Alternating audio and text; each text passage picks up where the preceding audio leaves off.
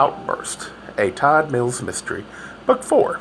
Author, R.D. Zimmerman. Publisher, Scribble Pub, Minneapolis, Minnesota, 1998. Narrator, Eric Aust. Chapter 44. The Smell of Rain.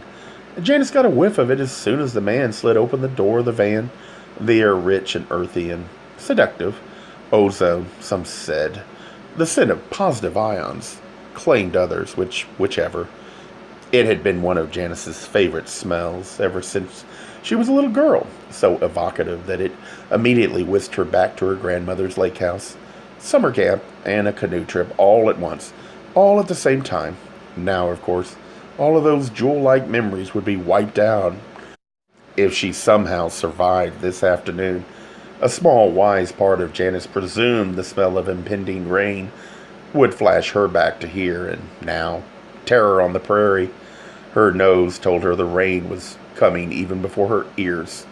Even before she heard it, the deep churning, now listening. At first, she thought the deep roar was that of a jet, a huge one, perhaps a 747, blasting and thrusting its way into the sky. One of the summer tourist junks, heading toward Thunder Bay, taking the northern shortcut over polar lands to Amsterdam.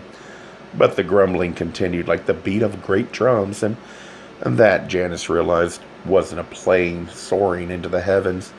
That was the heavens about to beat down on them. Lying there on the floor of the van next to the open door, she heard, then felt him reach in and grab her by the ankles. With one quick movement, a knife, he popped the tape off her legs, and she was free, at least somewhat so. "Come on, your other pal back here isn't going anywhere," he said. What did that mean? Silently begged Janice that Chris was in fact dead. Out now.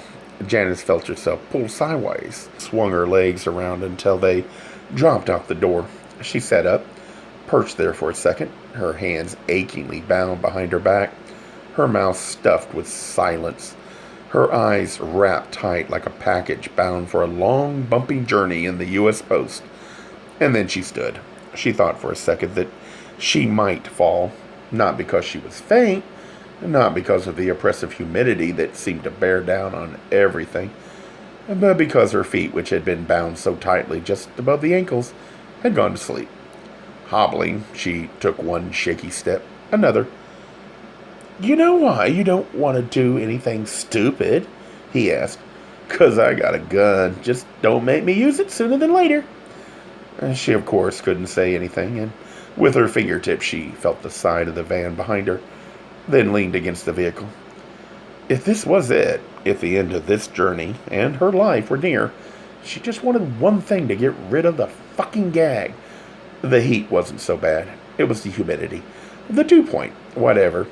Here in the countryside that spread so wide and far, it was as if she needed gills because everything was so close, so clammy, and all she wanted was a few good deep breaths.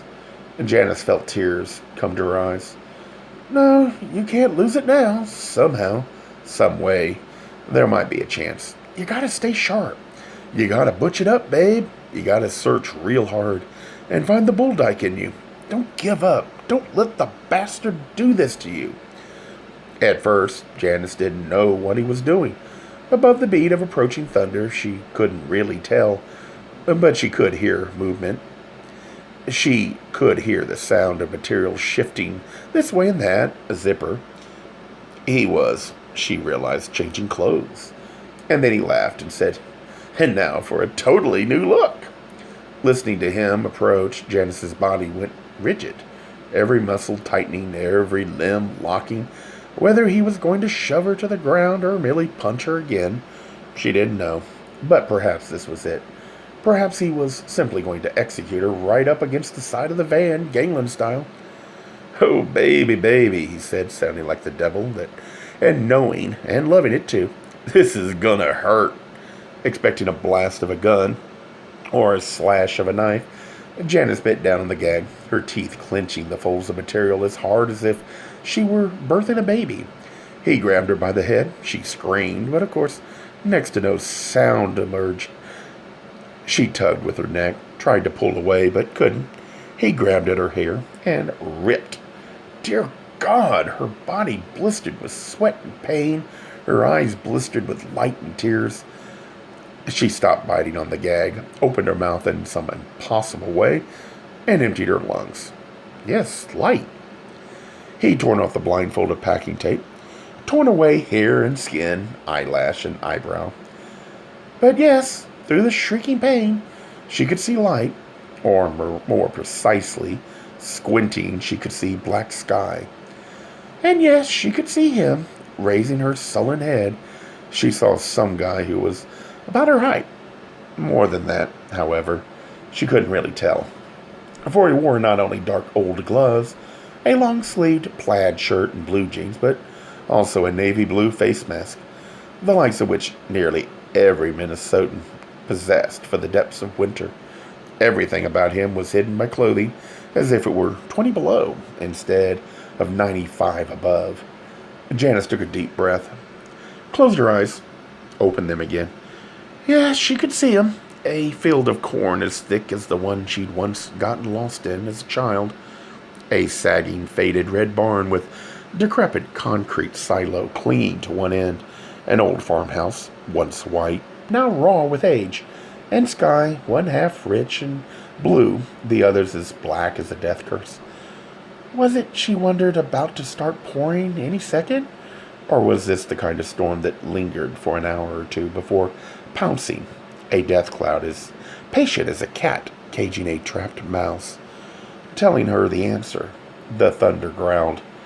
Not one quick rumble, no long and deep and continuous. On and on. Janice turned gaze past a decapitated windmill, the blades of the fan long blown away, surely by some previous storm, and saw the black sky pulsing with strobe-like lightning. It would be upon them within minutes. Janice turned and stared at the masthead, saw sweat bleeding through the wool, and thought, Die, you fucker! He reached back into the van, picking up what he'd momentarily set aside, a gun, and said, We're going up to the house, and nothing funny, all right? Janice turned, quickly glanced into the vehicle, and saw Chris's lifeless body lying on its side, her hands taped together. Move it, he ordered, shoving her on. It suddenly became clear why he'd removed her blindfold, for it would have been next to impossible to drag her through this maze of ruin. The farm was old and long abandoned, surely a once thriving homestead. It had obviously been cannibalized by either hungry neighbors or corporate giants. Every square inch of the prized black soil planted in everything else. House, windmill, that leaning barn out there, silo outbuildings too, left to die.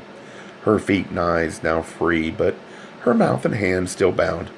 Janice led the way around the van, up the rutted drive, and through a graveyard of farm life, walking around the skeleton of an ancient combine. Half collapsed in a death kneel, she passed a disc plow, a hay chopper, a seeder, all of them once mighty and hulking machinery.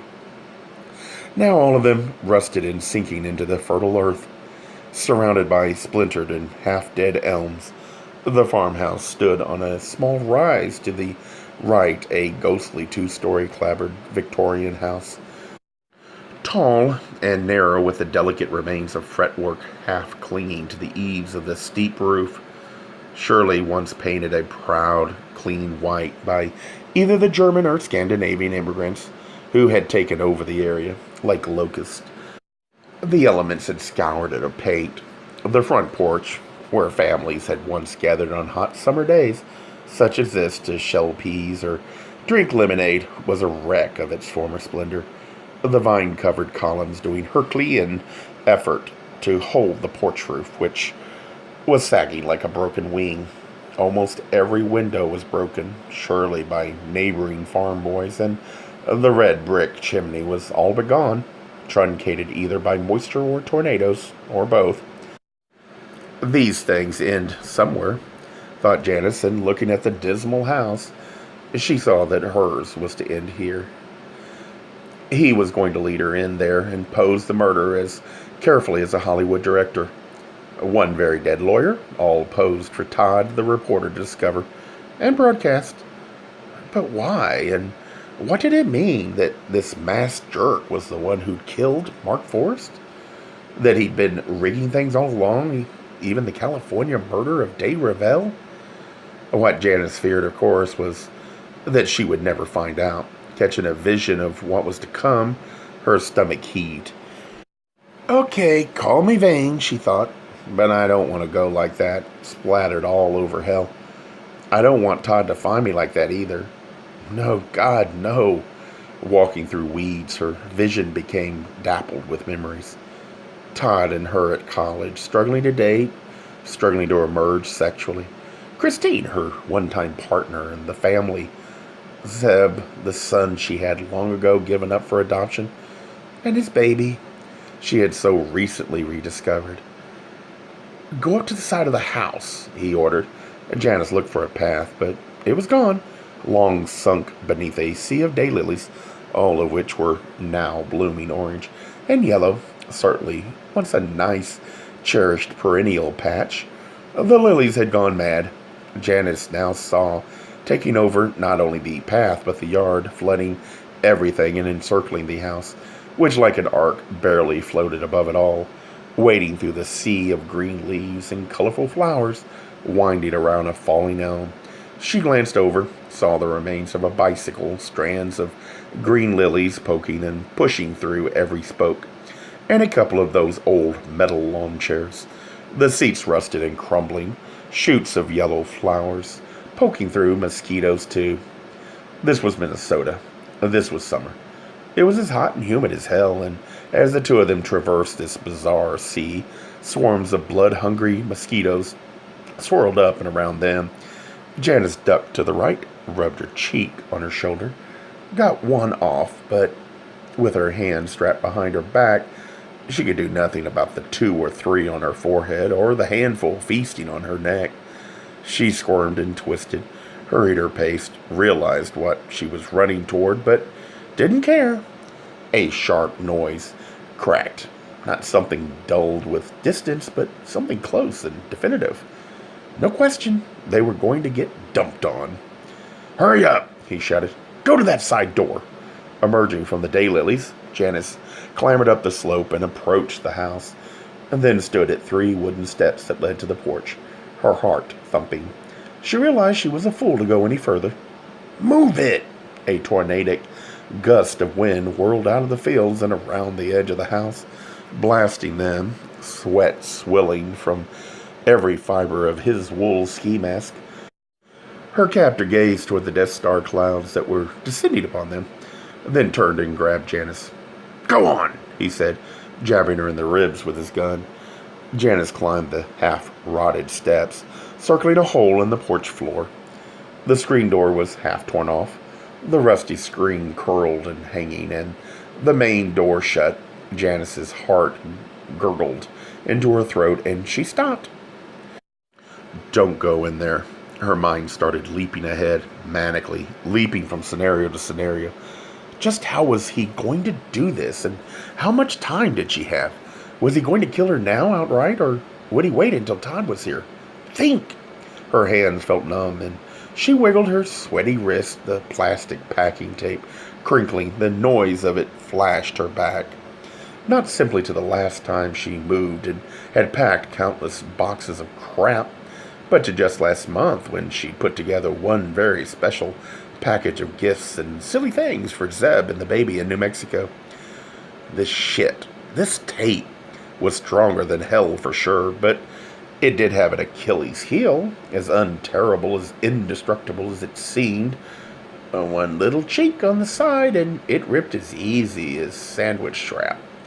Sure, she hadn't been able to find her scissors when she'd fixed the package, and hence had been forced to break the tape simply and easily with her teeth. He shoved past her to the door, and Janice stepped back. Her bound hands collided with the rusted, torn screen, and she seized the chance, desperately trying to saw the fine metal wires against the tape. As she stood staring at him, watching as he kicked in the door, she lifted and lowered her hands behind her back. The screen, though, was much too fine and therefore much too weak. Simply not strong enough to take a bite out of anything. "Come on!" He grabbed Janice by the arm, shoved her into the house. Stumbling across the threshold, she entered some sort of dark hall. As she glanced to the left, saw a faded yellow kitchen with an old electric range, an aluminum coffee pot still perched on the back burner, then green plaid linoleum and a small wooden table with 4 chairs, perfectly arranged around it. He pushed Janice to the right, next steered her into a living room, her feet stirring up a lunar coating of dust. Janice quickly apprised the situation, seeing not a deserted space stripped of every and any sign of life, but a quaintly arranged, albeit grayed with dirt and spiderwebs, collection of furniture. An ancient brown Davenport set in front of one window. In front of that, a coffee table replete with a large glass ashtray. Then 2 armchairs to the side, both with tiny little doilies on the back. But there was something even more bizarre than a well-furnished house that looked as if it hadn't been inhabited for 20 or 30 years. A tangle of vines. Her eyes quickly flashed to the broken windows, saw that the vines, like the daylilies, had gone mad, crawling inside and climbing not only up the legs and arms of the furniture, but slithering up the walls and across the ceiling, from which they hung here and there. Even a standing lamp had been gobbled up and stood encrusted and strangled with the snake-like plant. Studying this bizarre time capsule of life on the farm, Janice surmised that someone's grandfather or grandmother, the last of a family who'd tended the land for generations, had died, and the kids who'd surely escaped to the city, perhaps the coast, hadn't come back for anything. Not a single stick of memory, perhaps not even the funeral. They just put the family homestead on the market, had a lawyer handle it all, hired someone else to straighten up and dump the clothes, unless they too were still packed in drawers upstairs, and sold the old place. But the new owners hadn't wanted the house. No, they'd only been after the rich soil that was so capable of producing bushels and bushels and bushels of corn. But there was nothing, Janice realized, surveying this soft, lumpy, upholstered furniture on which to even nick the tape. Wait, she saw it. 2 springs. They were poking out of the Davenport, right out of the corner of it. Not a couch or a fancy city sofa. It was a true Midwestern Davenport, the likes of which no farm would be without, for it could be converted into a bed.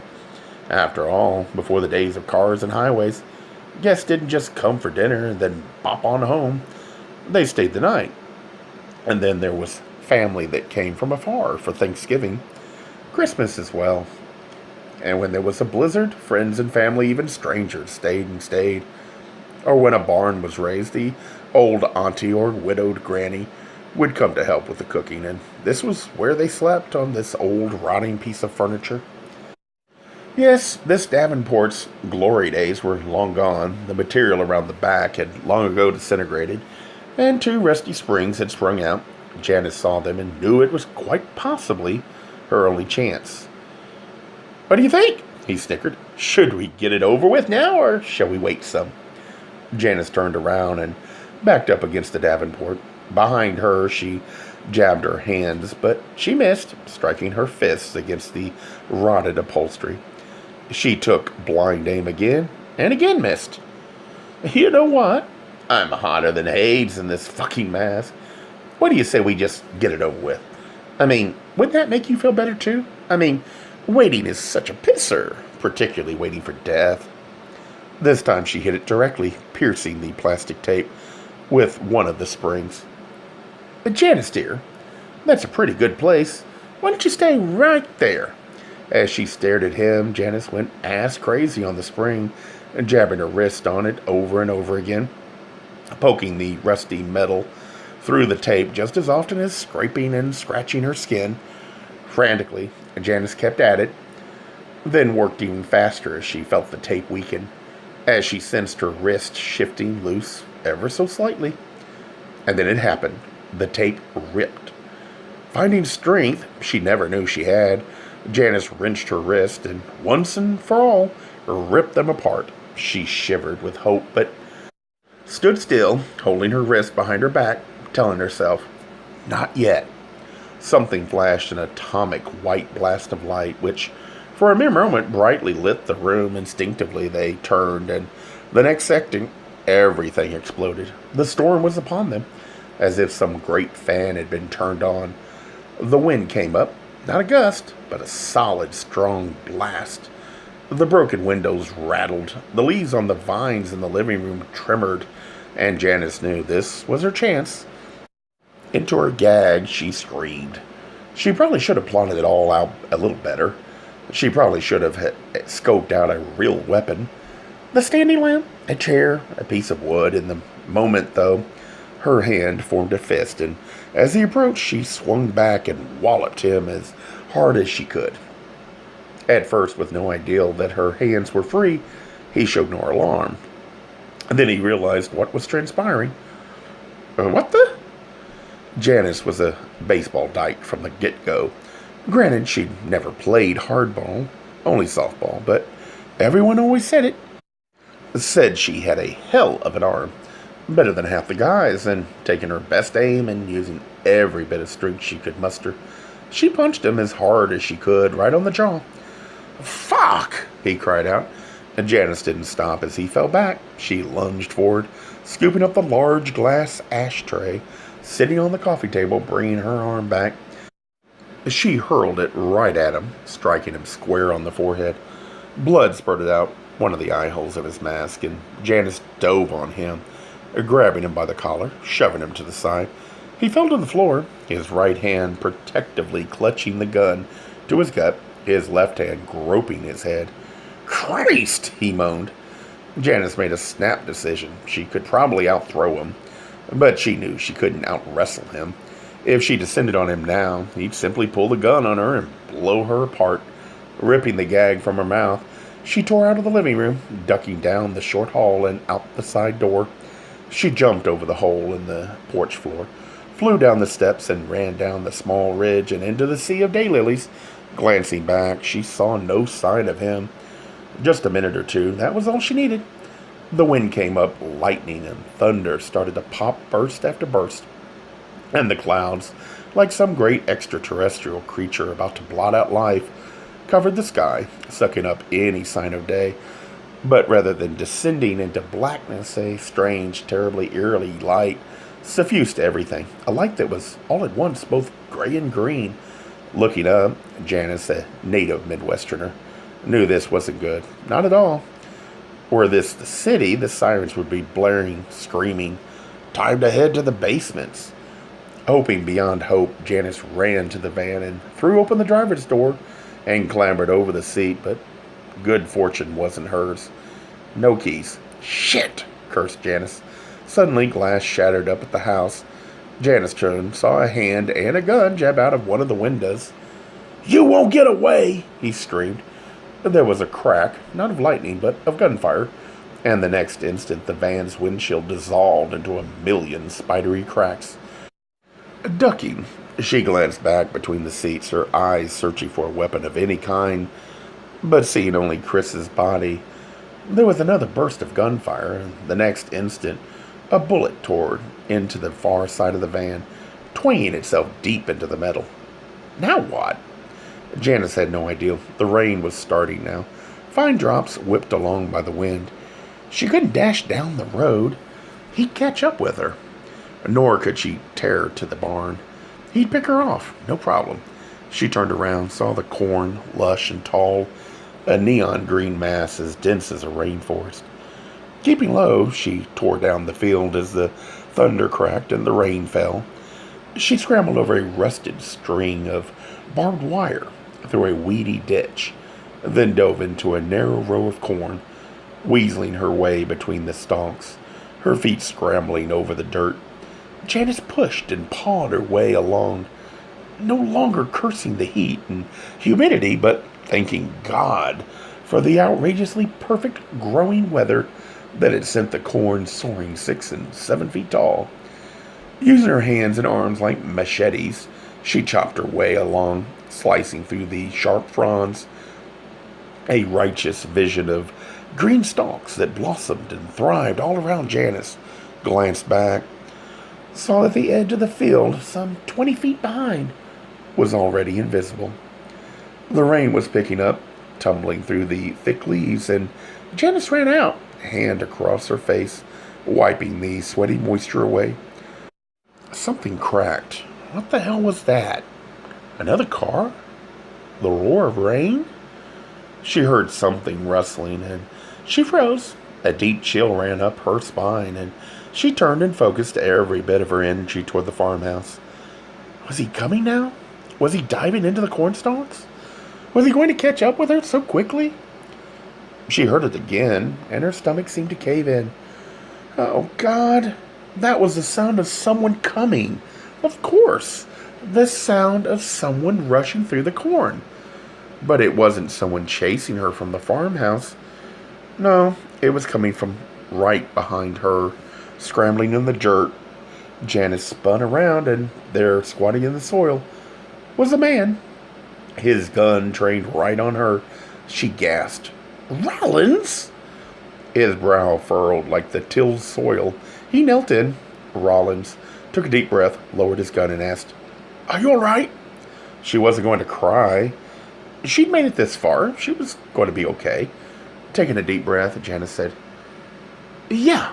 Clutching her eyes shut, Janice reached to the dark soil, braced herself. Only then did she start shaking.